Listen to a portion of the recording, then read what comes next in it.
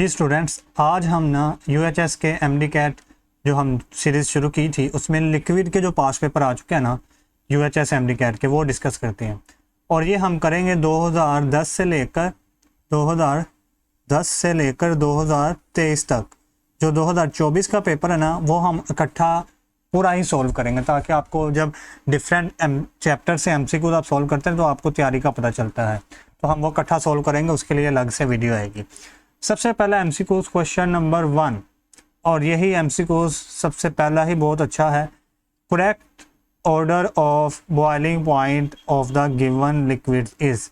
आपके पास 4 लिक्विड दिए गए हैं, एक है वाटर, एक HF, एक HCl और एक NH3। कह रहा बताएं कौन सा ऑर्डर ठीक है कि इनका बॉइलिंग पॉइंट किस ऑर्डर में ठीक लिखा गया है। तो बच्चों तो आप देखें इन चारों में से जो हमारे पास 3 जो हैं, एक वाटर, एक HF और एक अमोनिया, ये 3 जो लिक्विड हैं ये तो ऐसे लिक्विड है जिनके अंदर जो इंटरमोलिकुलर फोर्स है वो कौन सी है, हाइड्रोजन बॉन्डिंग। आपको पता है बॉइलिंग पॉइंट इंटरमोलिकुलर फोर्सेस पे डिपेंड करता है, जिसमें जितनी ज़्यादा इंटरमोलिकुलर फोर्सेस अच्छी स्ट्रॉन्ग होती हैं, मैं यहाँ पर लिख देता हूँ, बॉइलिंग पॉइंट डायरेक्टली प्रोपोर्शनल होता है इंटरमोलिकुलर फोर्सेस पे, इंटरमोलिकुलर फोर्सेस की स्ट्रेंथ पे। इंटरमोलिकुलर फोर्सेस स्ट्रेंथ, जिसमें जितनी ज़्यादा इंटरमोलिकुलर फोर्सेस की स्ट्रेंथ अच्छी होगी वो ज़्यादा बॉइलिंग पॉइंट रखेगा। अभी मैंने कहा कि इनमें क्या पाए जाते हैं, हाइड्रोजन बॉन्डिंग, और आप जानते हैं हाइड्रोजन बॉन्डिंग बहुत एक स्ट्रॉन्ग इंटरमोलिकुलर फोर्स है बाकी सब इंटरमोलिकुलर फोर्सेस के मुकाबले में। और जो HCl है वो उसमें पाई जाती है डाइपोल फोर्स। इसमें क्या पाई जाती है जी, इसमें पाई जाती है डाइपोल फोर्स। और डाइपोल क्या होती है, हाइड्रोजन बॉन्डिंग से वीक होती है। तो जब हाइड्रोजन बॉन्डिंग स्ट्रॉन्ग होगी तो मतलब ये इन तीनों का बॉइलिंग पॉइंट HCl से तो ज़्यादा ही होगा। तो हम देख लेते हैं कि इस ऑप्शन में HCl सबसे एंड पे आएगा, क्योंकि एंड पर आएगा, सबसे कम है तो एंड पर ही आएगा ना। तो ये और ये है जिसमें HCl सबसे एंड पर आ रहा है, तो ये करेक्ट हो सकती हैं B और D। सबके A और C तो गलत हो जाएंगे क्योंकि इसमें HCl तो दरमियान में आ गया, तो ये वाली हमारी ऑप्शन नहीं हो सकती, तो इसको हम कैंसिल कर देते हैं। अब देखते हैं B और D में से कौन सी करेक्ट है, तो उसको देख लेते हैं। बच्चों अब देखें, अगर आप लोग जानते हैं कि जो हमारे पास वाटर है, वाटर में सबसे ज़्यादा हाइड्रोजन बॉन्डिंग होती है, क्योंकि वाटर में 2 हाइड्रोजन बॉन्ड पाए जाते हैं, एक मॉलिक्यूल 2 हाइड्रोजन बॉन्ड बनाता है, जबकि HF सिर्फ एक ही हाइड्रोजन बॉन्ड बनाता है। तो सबसे ज़्यादा हाइड्रोजन बॉन्डिंग वाटर में होगी, तो वाटर का सबसे ज़्यादा, उसके बाद फिर HF का आएगा और सबसे एंड पर NH3 का आएगा, जो कि हमारे पास B ऑप्शन में मिल रहा है कि वाटर, फिर HF, फिर NH3 और सबसे एंड पर HCl का मॉलिक्यूल। ठीक है, तो ये हमारे पास करेक्ट ऑप्शन हो जाएगी, B हमारा आंसर हो जाएगा। D वाली में क्या प्रॉब्लम है, उसने वाटर को एंड दूसरे नंबर पर कर दिया, जबकि वाटर में सबसे ज़्यादा हाइड्रोजन बॉन्डिंग स्ट्रॉन्ग होती है, तो ये पहले नंबर पर आना चाहिए था। उसके बाद है नेक्स्ट हमारे पास, at 1489 millimetre of mercury water boils at. कह रहा 1489 हमारे पास प्रेशर है एक्सटर्नल, तो इसके ऊपर वाटर कैसे बॉयल करेगा। आप लोगों को मैं पहले ही बताता चलूँ कि ये जो है ना 1489 वाला सवाल, ये आपकी बुक में लिखा हुआ है इस कंसेप्ट के साथ कि जो बॉइलिंग पॉइंट है वो डिपेंड करता है एक्सटर्नल प्रेशर पे, जिसको हम कहते हैं एटमॉस्फेरिक प्रेशर। अगर हम एक्सटर्नल प्रेशर को कम या ज़्यादा करेंगे तो बॉइलिंग पॉइंट भी कम या ज़्यादा होना शुरू हो जाएगा। जो हमारा नॉर्मल एक्सटर्नल प्रेशर है 25 डिग्री सेल्सियस, इसके ऊपर ATM प्रेशर जो 25 ATM 1 ATM, जो हमारा नॉर्मल एटमॉस्फेरिक प्रेशर है 1 ATM, उसके ऊपर तो जो है वाटर बॉयल करता है 100 डिग्री सेल्सियस पे, ये हमें पता है। अब अगर हम ये टेम्परेचर प्रेशर को चेंज करते जाएंगे तो वाटर का बॉइलिंग पॉइंट भी चेंज होता जाएगा। जिस तरह हमने जो 1 ATM को क्या लिख सकते हैं, 760 मिलीमीटर ऑफ मरकरी, तो 760 मिलीमीटर ऑफ मरकरी पर ये 100 डिग्री पे बॉयल करेगा।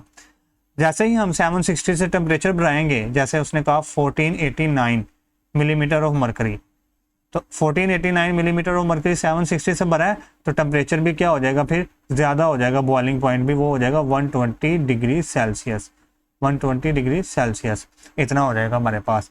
और भी आपकी बुक में कुछ वैल्यूज लिखी हुई हैं कि 23.7 टोर के ऊपर आपका जो वाटर बॉयल करता है वो 25 डिग्री सेल्सियस पे कर जाता है। और इसके अलावा मरी हिल्स के ऊपर, मरी हिल्स के ऊपर जो है हमारे पास एक्सटर्नल प्रेशर होता है 90, मरी हिल्स पे एक्सटर्नल प्रेशर होता है 700 टोर का, 700 टोर का। और 700 टोर पर जो मरी हिल्स पे वाटर बॉयल करता है वो करता है 98 डिग्री सेल्सियस। बहुत ही इंपॉर्टेंट एमसीक्यूज है ये, मरी हिल्स पर वाटर कितने टेम्परेचर पर बॉयल करता है। इसके अलावा जो है हमारे पास माउंट एवरेस्ट, जैसे जैसे हम ऊंचाई पर जाते जाते हैं तो एक्सटर्नल प्रेशर कम होता जाता है, तो उसके नतीजे में एक्सटर्नल प्रेशर कम होने के नतीजे में फिर बॉइलिंग पॉइंट भी कम होता जाता है। जैसे जैसे प्रेशर बढ़ा था 700 डिग्री था, फिर और बढ़ाया तो 120 हो गया, प्रेशर कम कर दिया कम हो गया, और प्रेशर कम किया 760 टोर से 700 तो 98 हो गया। माउंट एवरेस्ट पर जो एक्सटर्नल प्रेशर होता है वो हमारे पास होता है 323 टोर, और इस प्रेशर के ऊपर जो वाटर का बॉइलिंग पॉइंट होता है वो 69 डिग्री सेल्सियस होता है। तो ये 4-5 बातें हैं, आपको ये ज़रूर याद रखनी है, 1 2 3 4 एंड 5। और इसमें से कहीं सा भी एमसीक्यू आ सकता है, ख़ास तौर पर यूएचएस में तो यहाँ से आ ही सकता है। तो अभी हमारे पास उसने पूछा इस प्रेशर पर क्या टेम्परेचर होगा बॉइलिंग पॉइंट वाटर का, तो वो 120 डिग्री होगा। तो हम देख लेते हैं 120 डिग्री हमारे किस ऑप्शन में मौजूद है। होपफुली आपको ये वाला कंसेप्ट समझ आया होगा। तो वो हमारे पास ए ऑप्शन में मौजूद है 120 डिग्री सेल्सियस। तो ये हमारा आंसर हो जाएगा। आगे है ice is less than the water at. आप लोगों को ने ये कंसेप्ट पढ़ा होगा why ice floats on water, ice जो है वो पानी के ऊपर क्यों तैरती है। तो आप लोगों को पता है कोई भी चीज़ जो है वाटर के ऊपर तभी तैरती है, कोई भी चीज़ वाटर के ऊपर फ्लोट करती है। फ्लोट कब करती है, जब उस चीज़ की जो डेंसिटी है, डेंसिटी वो क्या हो, कम हो, किससे, वाटर के मुकाबले में वो उसकी डेंसिटी कम हो। तो इसका मतलब अगर आइस फ्लोट कर रही है पानी के ऊपर तो फिर आइस की जो डेंसिटी है वो क्या होगी, कम होगी, और वाटर की क्या होगी, ज़्यादा होगी।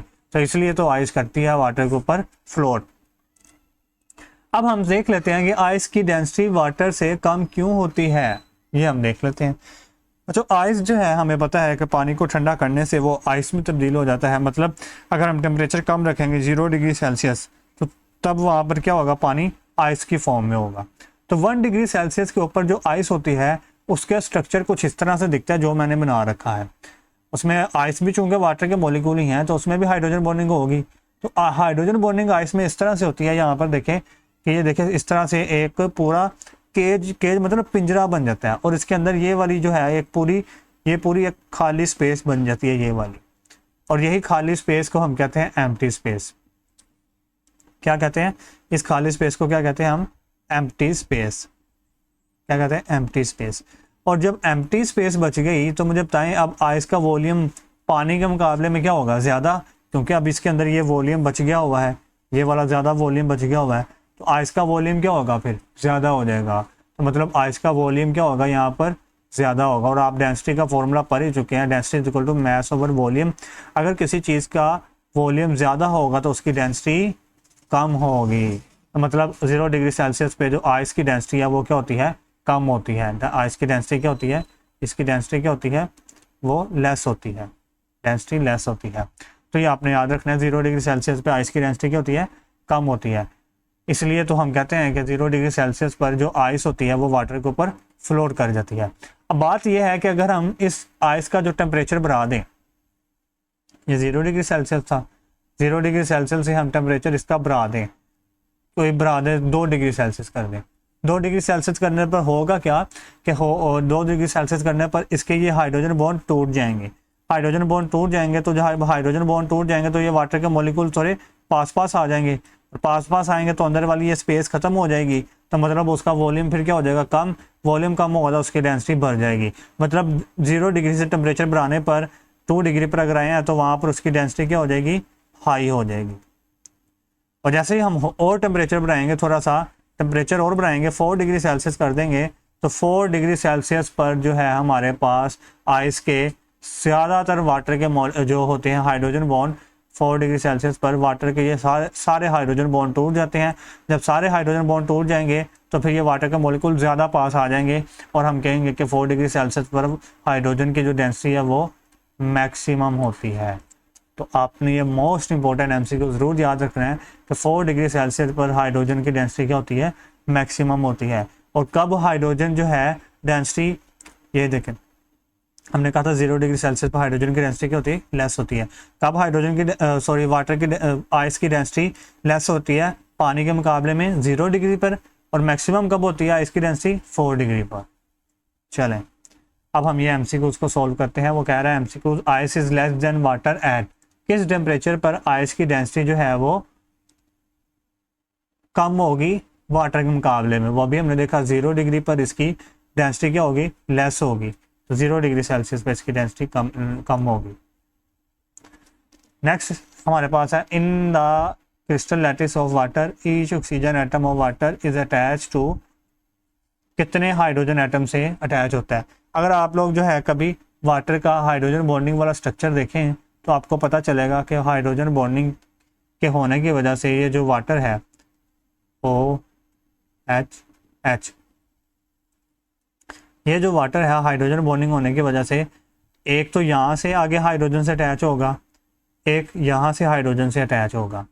अगर हम इसका स्ट्रक्चर देखें, ये आगे हाइड्रोजन दूसरे वाटर का मॉलिक्यूल है, ये भी दूसरे वाटर का, तो ये इसमें क्या होंगी, हाइड्रोजन बॉन्डिंग होंगी, ये वाली ये वाली ये वाली। तो मतलब ये वाला एक जो वाटर का मॉलिक्यूल था ये वाला, वो कितने हाइड्रोजन एटम से अटैच है इसमें, एक यहाँ से अटैच है, एक यहाँ से अटैच है, 2 3 4, तो 4 वाटर के मॉलिक्यूल हाइड्रोजन के एटम से अटैच है एक वाटर का मॉलिक्यूल।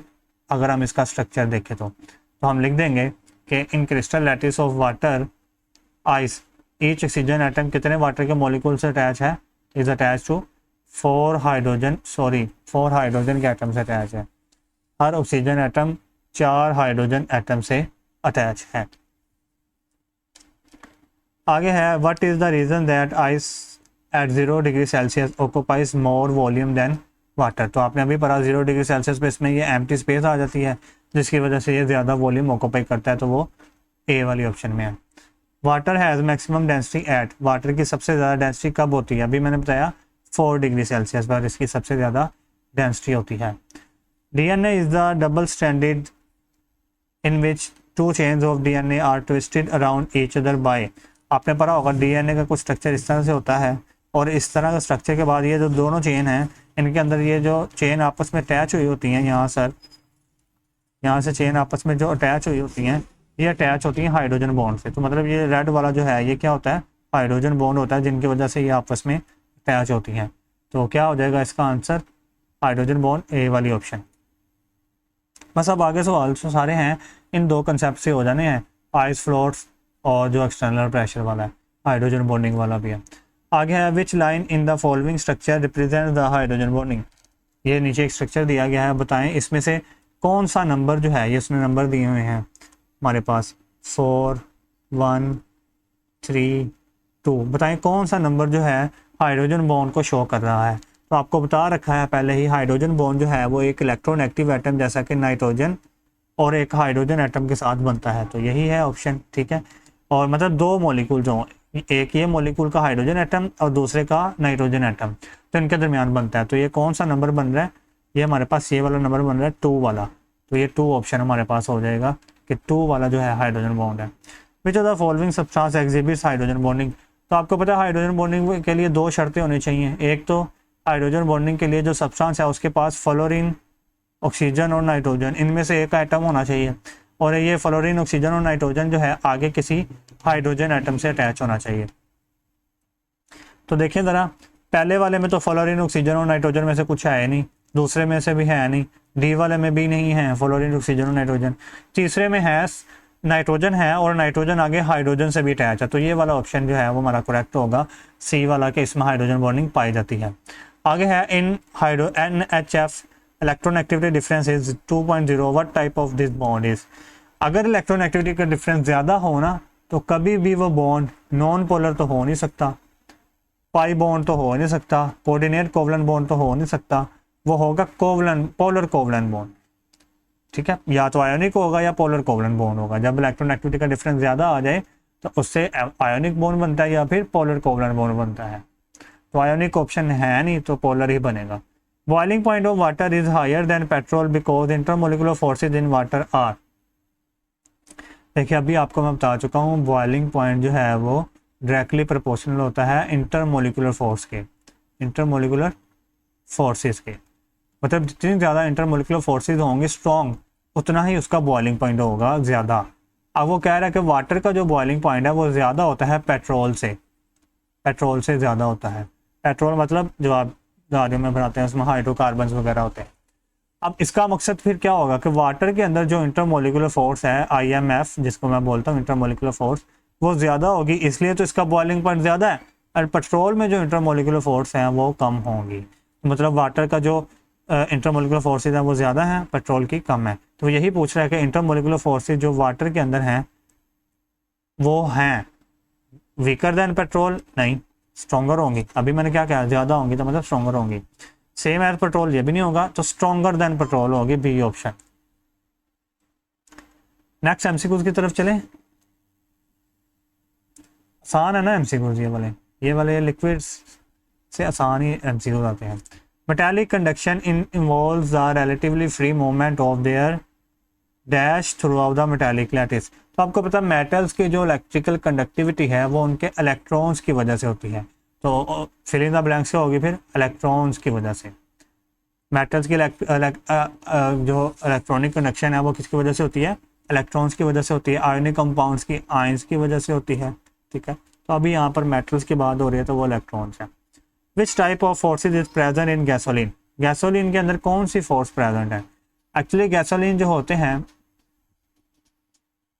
उसके अंदर ये हाइड्रोकार्बन ही होते हैं, तो हाइड्रोकार्बन के अंदर वीक लंदन डिस्पर्शन फोर्सेज पाई जाती हैं, जो कि डी ऑप्शन में पाए।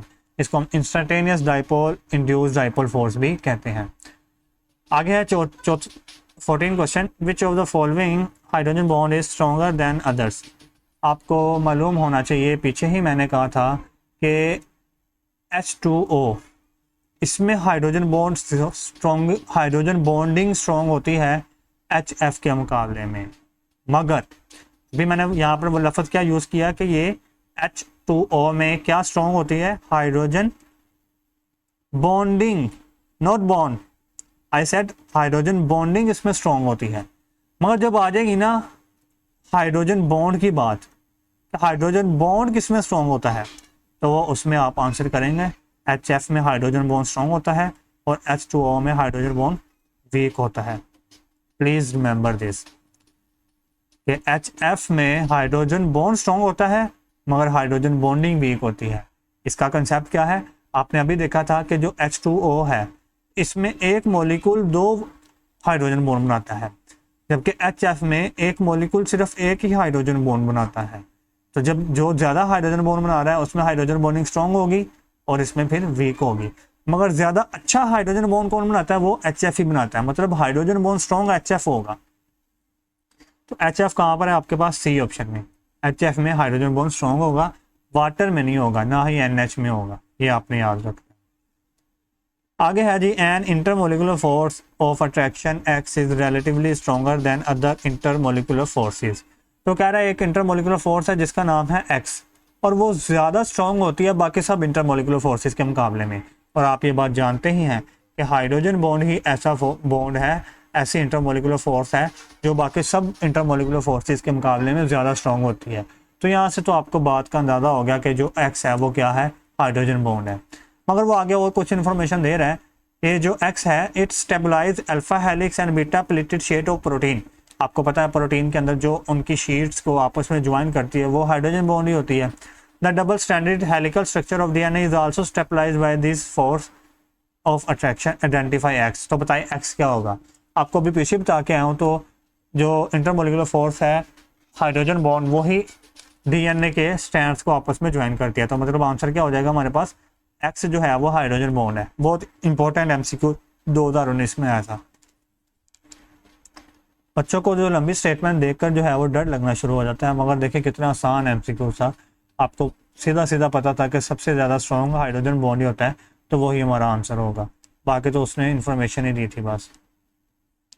आगे जी वो कह रहा है at higher altitudes the boiling point of water is less than 100 degree Celsius, this is because of, अभी आपको पीछे बताया था ना कि मरी हिल्स के ऊपर जो है, मरी के ऊपर जो हमारे पास बॉइलिंग पॉइंट है वो 700 डिग्री टेम्परेचर पर बॉइलिंग पॉइंट जो है 98 डिग्री हो जाता है। मतलब वहाँ पर हायर एल्टीट्यूड पर आप गए तो वहाँ पर एक्सटर्नल प्रेशर क्या हो गया, कम हो गया, जिसकी वजह से टेम्परेचर भी, बॉइलिंग पॉइंट भी कम हो गया। तो इसलिए जो है वो कह रहा है कि हायर एल्टीट्यूड पर बॉइलिंग पॉइंट जो है वो लेस देन 100 डिग्री सेल्सियस हो जाता है। तो इसकी वजह क्या है, क्यों होता है, क्योंकि एक्सटर्नल प्रेशर ही कम हो जाता है। तो लोअर एटमॉस्फेरिक प्रेशर, जिसको हम एक्सटर्नल प्रेशर कहते हैं, ये इसका आंसर होगा। Steam causes severe burns than boiling water, it is due to, मतलब ये कि स्टीम जो आपके वाटर को बॉईल करने के बाद उसके वेपर्स बनते हैं, वो कह रहा है वो आपकी स्किन को ज़्यादा नुकसान पहुंचाते हैं, बर्न्स मतलब जलन पहुंचाते हैं बॉइलिंग वाटर के मुकाबले में। क्यों, क्योंकि आपको पता है कि जो स्टीम है, स्टीम इसको हमने लिक्विड से वाटर में कन्वर्ट किया है। जब लिक्विड से वाटर में लिक्विड से गैस में कन्वर्ट किया है, वेपर्स में कन्वर्ट किया है, तो लिक्विड से गैस में कन्वर्ट किया है तो मतलब हमें इसी हीट देनी पड़ेगी। और जब ये हीट लेकर स्टीम गैस में कन्वर्ट हो चुकी है तो अब इस गैस के पास बहुत ज़्यादा एनर्जी है, एनर्जी इसके पास हाई है बॉइलिंग वाटर के मुकाबले में।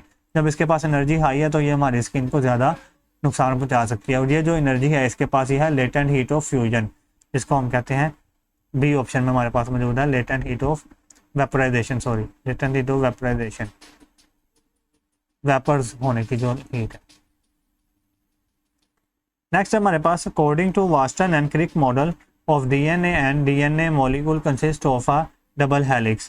What type of forces are responsible to keep the strand of DNA together? तो बहुत ही अहम कौन सी फोर्स है जो इनके स्ट्रैंड को आपस में रखती है, पीछे आप कर चुके हैं हाइड्रोजन बॉन्ड, देखें ये भी 2019 में ही आया हुआ है, और जो पीछे आपने किया ये वाला भी 2019 में ही आया हुआ था।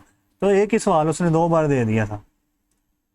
आगे है जी बहुत अहम CO2 और SO2 दोनों ही ट्राई एटॉमिक मॉलिक्यूल हैं, मगर जो कह रहा है हीट ऑफ वेपराइजेशन SO2 की ज़्यादा है जबकि CO2 की कम है। अब आपको यहाँ पर ये देखना पड़ेगा कि SO2 कौन सा मॉलिक्यूल होता है, ये पोलर होता है, और जब ये पोलर होता है तो आप पढ़ चुके हैं जो पोलर मॉलिक्यूल हो उसमें इंटर मॉलिक्यूलर फोर्सेज IMF भी ज़्यादा होती हैं, IMF भी क्या होती हैं, हाई होती हैं। और जब इंटर मॉलिक्यूलर फोर्सेज हाई होंगे तो उसका बॉइलिंग पॉइंट भी फिर क्या होगा, वो भी हाई होगा। तो इसलिए इसकी रीज़न ये है कि SO2 जो है वो पोलर होता है, इसलिए उसमें इंटर मॉलिक्यूलर फोर्सेज ज़्यादा होती है और उसका बॉइलिंग पॉइंट भी ज़्यादा होता है। तो यही उसने पूछा है कि SO2 की जो लेटेंट हीट ऑफ वेपराइजेशन है, बॉइलिंग पॉइंट से मुराद कि कोई भी फिजिकल प्रॉपर्टी, जिस तरह latent heat of vaporization, latent heat of boiling, latent heat of melting, तो ये कोई भी फिजिकल प्रॉपर्टी वो इंटरमोलिकुलर फोर्सेस पर डिपेंड करती है। जिसकी इंटरमोलिकुलर फोर्सेस ज़्यादा हुई उनकी फिजिकल प्रॉपर्टी भी ज़्यादा। चूँकि SO2 के इंटरमोलिकुलर फोर्सेस IMF ज़्यादा हैं तो इसमें फिर लेटेंट हीट ऑफ वेपराइजेशन भी ज़्यादा होगी। और वो क्यों, क्योंकि SO2 एक पोलर मॉलिक्यूल है। तो SO2 एक पोलर मॉलिक्यूल है, तो answer is C, SO2 is polar and CO2 is non polar. Which of the following has the lowest vapour pressure at 20 degree Celsius. अभी आपको बता चुका हूँ कि वेपर प्रेशर जो है वो डिपेंड करता है एक्सटर्नल प्रेशर के ऊपर, या फिर सॉरी जो वेपर प्रेशर है उसका एक फैक्टर था वेपर प्रेशर का कि vapour pressure is inversely proportional to IMF, मतलब इंटरमोलिकुलर फोर्सेस। अगर किसी में इंटरमोलिकुलर फोर्सेस ज़्यादा हुई तो उसका वेपर प्रेशर क्या होगा, कम होगा। अब वो यही पूछ रहा है कि कौन सा मॉलिक्यूल है जिसमें लोवेस्ट वेपर प्रेशर होगा। मतलब वेपर प्रेशर हमने ढूंढना है लोवेस्ट, तो हमें ढूंढना पड़ेगा कौन सा मॉलिक्यूल है जिसमें इंटरमोलिकुलर फोर्सेस ज़्यादा हैं, स्ट्रॉन्गर हैं। तो वो आप देख के पहचान गए हैं कि वाटर ही ऐसा मॉलिक्यूल है जिसमें हाइड्रोजन बॉन्ड पाए जाते हैं और हाइड्रोजन बॉन्ड सबसे ज़्यादा स्ट्रॉन्ग है। तो इसलिए अगर इसमें हाइड्रोजन बॉन्ड है तो हाइड्रोजन बॉन्ड सबसे ज़्यादा स्ट्रॉन्ग है, तो इसकी IMF क्या होगी, फिर इंटरमोलिकुलर फोर्सेस भी क्या होंगी, फिर सबसे ज़्यादा स्ट्रॉन्ग होंगी। और जब इंटरमोलिकुलर फोर्सेस स्ट्रॉन्ग होंगी तो इनका वेपर प्रेशर फिर क्या होगा, वेपर प्रेशर सबसे कम होगा। तो यही है हमारे पास ऑप्शन जिसका लोवेस्ट वेपर प्रेशर है।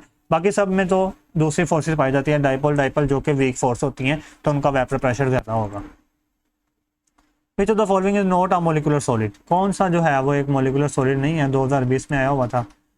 तो आपको देख के पहचान जाना चाहिए कि जो सल्फ़र है, ये सल्फ़र एसिड मतलब मोलिकुलर सॉलिड पाया जाता है एसिड की फॉर्म में।